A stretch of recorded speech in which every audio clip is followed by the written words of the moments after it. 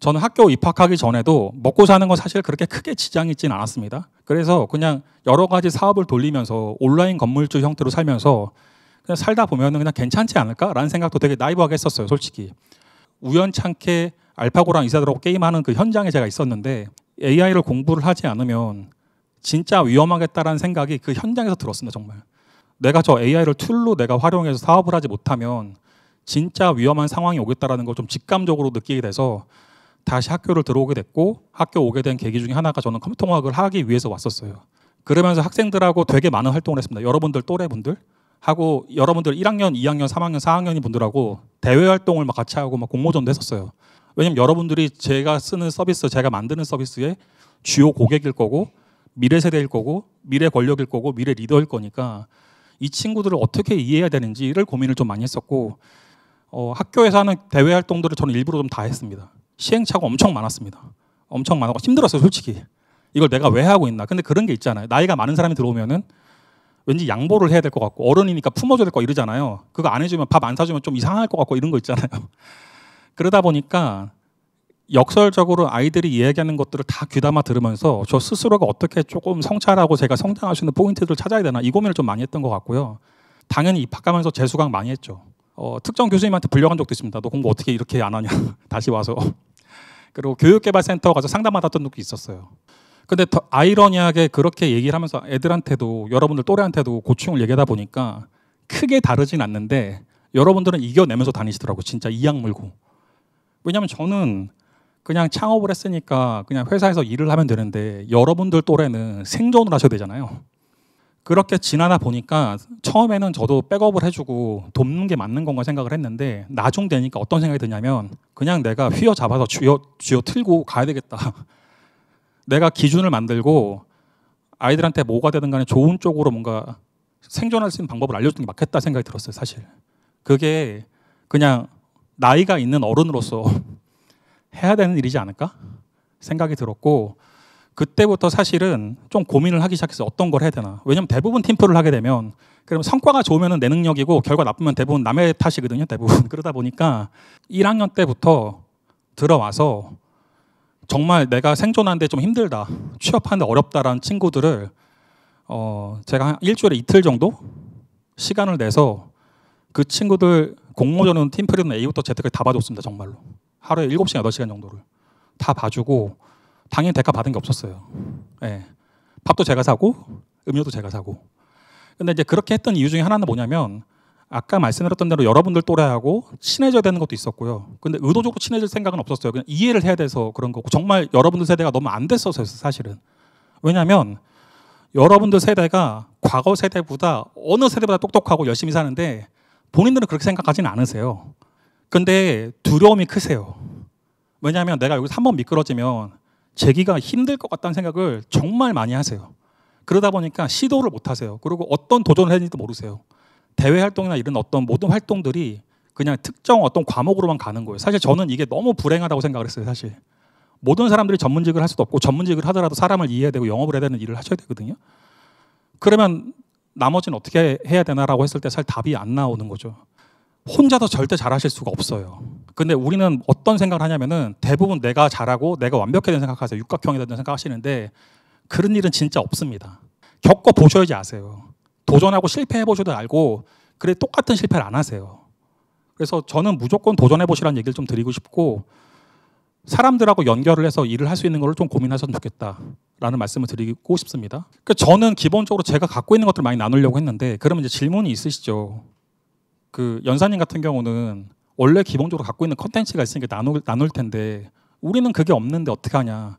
100% 있으세요. 100%. 왜냐하면 여러분들이 갖고 있는 컨텐츠가 분명히 잘하고 좋아하는 것들이 있는데 그걸 어떻게 내놔야 되는지 모르세요, 대부분. 내가 갖고 있는 꺼내놓고 내가 갖고 있던 설명을 해야지 내 정체성이 명확해집니다. 그리고 대외 활동 많이 물어보시는데, 대외 활동은 기본적으로 양적으로 양치기를 좀 하셔야 돼요. 네. 내가 좋아 보이는 대외 활동이 나쁠 수도 있고요. 내가 좋아 보이는 공모전이 나쁠 수도 있거든요. 역으로 내가 안 좋아하는 게 좋을 수도 있어요. 경험을 되게 많이 해보셔야지 그러니까 선택할 수 있는 어떤 지혜가 생기기 때문에, 저는 욕심을 부리시는 건 당연하다고 생각을 하고 있고 욕심을 부리셨다고 생각합니다. 지금 나이 또래. 처음부터 제가 끝까지 오늘 말씀드리는 주제의 핵심은 사람입니다. 사람 간의 관계를 잘 맺으셔야 돼요. 사람들하고 이야기를 하면서 어른들하고 좀 커뮤니케이션을 하셨으면 좋겠어요. 왜냐하면 정말 진짜 갖고 있는 통찰력을 갖고 있는 어른들은 GPT가 물어보지 않는 이야기를 합니다. AI 에이전트가. 저는 그게 진짜 지혜라고 생각을 하거든요. 제가 동아리를 많이 했습니다. 동아리는 되게 많이 했는데 뭐 소리사랑도 했었고 그리고 뭐 머싸 같은 코딩 동아리도 했는데 앞서 말씀드렸던 대로 여러분이 갖고 있는 재능이 진짜 많아요. 저보다 습득력도 훨씬 빠르세요. 근데 여러분들하고 저거 차이가 근본적으로 하나가 있는 게 뭐냐면 저는 포기하진 않아요. 어떤 상황에서도. 제가 아까 전에 팀플이나 이런 게 저한테 막 왔다고 했잖아요. 저는 밤을 새서 새벽 4시까지 도서관에서 그걸 만들었어요. 그냥 혼자서.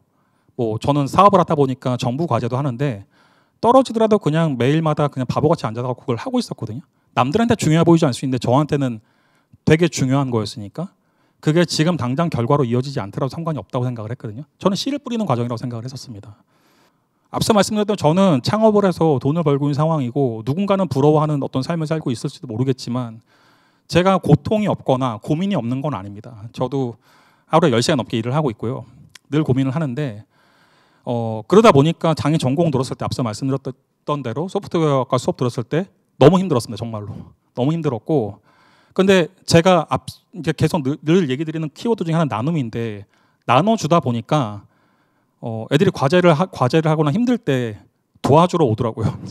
힘드니까 가르쳐주러 오고 그러면서 연대가 되고 힘든 과정들을 계속 같이 애들하고 이어가다 보니까 그때부터 친분이라는 게 정말 깊게 생기더라고요. 그 당시에 1사 1호학번부터 21학번까지 친구들이 안 도와줬으면 저 소프트웨어학과 수업을 복수 전공을 못했을 겁니다. 진짜로. 애들이 와서 과제 했냐고 과제 검사하고 도와주고 막 관련된 막 족보 같은 거 갖고 와서 또 같이 그거 풀어보고 실제로 적용해보고 여러 가지 다 하면서 많이 애들한테 배웠고요. 여러분들 또래 친구를 배웠고요. 그냥 이렇게 놔두면 안 되겠다. 이거를 우리가 갖고 있는 내가 경험한 자산들을 놔두면 안 되겠다 싶어서 그걸 템플릿을 만들어서 필요한 친구에 뿌리기 시작을 했어요. 제가 미국 가서 놀란 것 중에 하나가 애플워치 있지 않습니까? 그 선임 개발자가 우리 학교 84학번 선배님이세요. 뭐 되게 많아요. 구글에도 있고 되게 많습니다. 뭐 엔비디아도 있고. 근데 이제 안 봤잖아요, 눈으로. 그러다 보니까 어떻게 도움을 요청하는지 모르시는 거예요. 네. 그리고 꿈의 한계를 명확하게 제한하세요. 난 여기까지밖에. 내 주변에 여기까지 못 갔으니까. 근데 저는 그게 의미가 없다고 생각을 하는 게 그렇게 되면 그렇게밖에 못 사세요, 사실은. 저는 미친 소리일 수도 있겠지만 저는 유튜브 뮤직을 이기는 게 꿈입니다, 사실. 네. 남들이 뭐라든 사실 상관이 없어요. 우리 팀은 그렇게 생각을 하니까. 제가 학교 와서 놀란 것 중에 하나는 사람과 사람끼리 사귀는 걸 잘 모르시더라고요. 네, 팀플 끝나면은 내가 갖고 있는 본 계정 이제 알려주고 뭐 약간 이런 느낌. 그래서 그 세대들한테 조금 더 돌려줄 수 있는 게 있으면 좋겠다라는 생각이 들어서 지금 책을 쓰고 있고요. 아까 팀플 얘기 잠깐 들었는데 왜 팀플 하다 보면 그런 거 있지 않습니까? 버스 타는 친구들 그 얘기도 좀 적었는데 버스 타면은 굉장히 여러분들은 환영을 하셔야 된다는 얘기도 좀 드리고 싶었어요. 왜냐하면 버스는 타는 사람은 꿀 빠는데 성장을 할 수가 없고요. 운전대 잡은 사람이 무조건 성장합니다. 그리고 제가 팀플 할 때 어떤 수업이든가 늘 말씀드리는데 뭐 철학과나 이런 거는 좀 독특한 거니까 좀 빼고 모든 수업에서 100원이라도 벌 수 없는 전략이 나와 있는 기획안은 무조건 팀플에 실패하셨다고 보시면 됩니다. 거기에 초점을 맞추셔야 돼요. 무조건. 아니 학교 수업하는데 돈을 버는 전략까지 고민해야 된다고 라고 물어보시는 경우가 있는데 그렇게 하셔야지 무조건 성장을 하시게 되어 있어요. 그래서 학생들한테 그런 걸 많이 전달을 하려고 했었어요. 복수 전공 뭐 해야 돼요? 뭐 공모전 뭐 해야 돼요? 뭐 이런 거 되게 엄청 많이 물어보시거든요. 학회 뭐 해야 돼요? 뭐 이런 거 물어보세요. 학회 뭐 떨어질 것 같은데 어떻게 되나요? 그냥 단도직입적 말씀드리면은 오늘 시간 짧으니까 앙트레프레나 연계 전공을 무조건 하시라고 말씀드리고 싶어요. 근데 그런 전공이 있는지도 모르실 거예요. 앙트레 융합 전공, 앙트레 연계 융합 전공.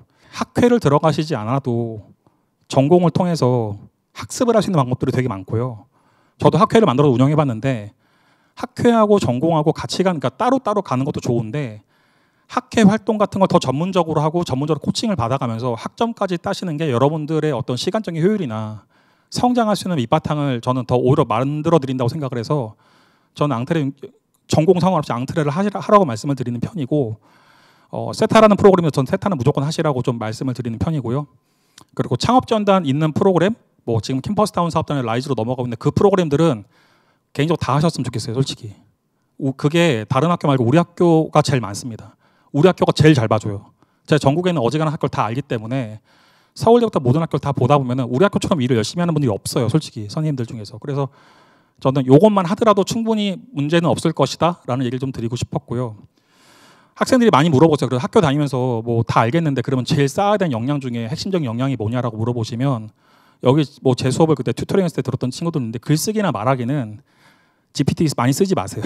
네. 왜냐하면 물론 학글이나 창글 힘들죠. 스토어 힘들고 내가 안 쓰면 다른 애들은 학점 잘 받을 것 같고 나는 그냥 안 쓰면 바보 된 것 같고 그러는데 쓰시는 것까지 뭐 제가 반대하진 않는데 글쓰기랑 말하기가 안 되어 있으면 되게 힘드실 겁니다. 사회 나가서.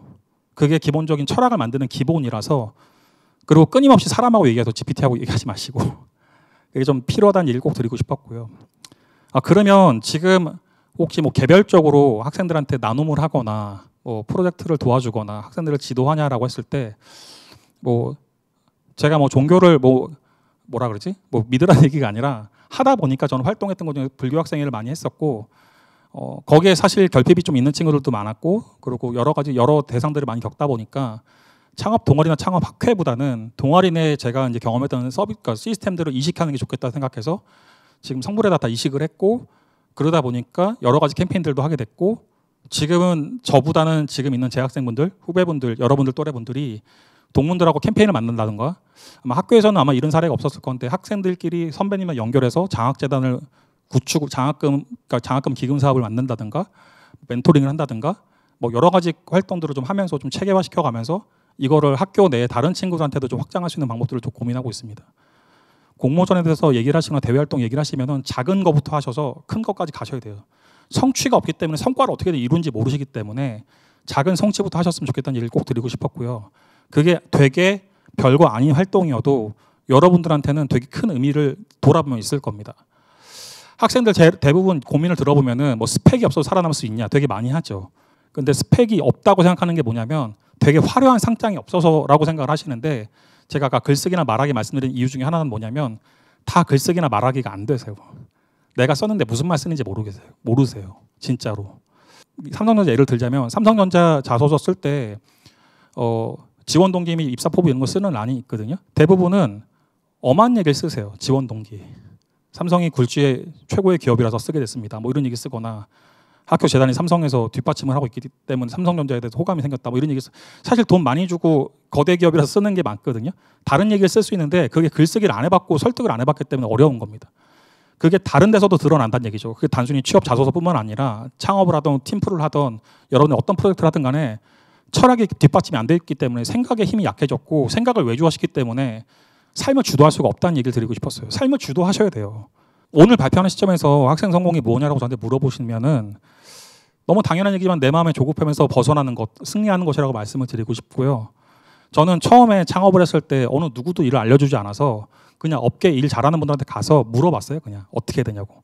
다짜고짜.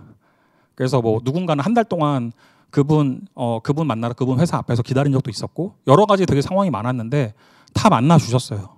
그래서 저는 조급하지 않으시고 여러분들이 그냥 꺾이지만 않으신다면 저보다 훨씬 더 나은 성균인으로 더 성장하시지 않을까 생각은 듭니다.